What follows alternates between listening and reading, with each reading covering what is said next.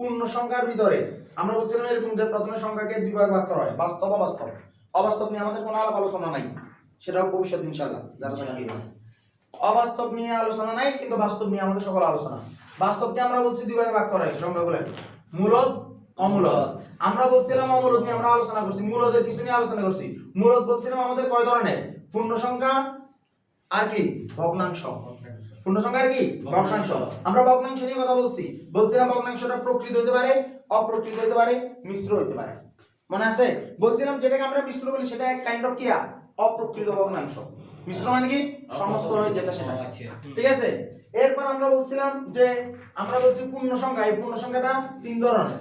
সেটা কি এরকম, সেটা হতে পারে মাইনাস, সেটা হতে পারে জিরো, সেটা হতে পারে কি পজিটিভ। আমরা বলছিলাম পজিটিভ পূর্ণ সংখ্যাকে আমরা বলি স্বাভাবিক সংখ্যা, বলছিলাম না? এই কারণে স্বাভাবিক সংখ্যার সর্বনিম্ন সদস্যের নাম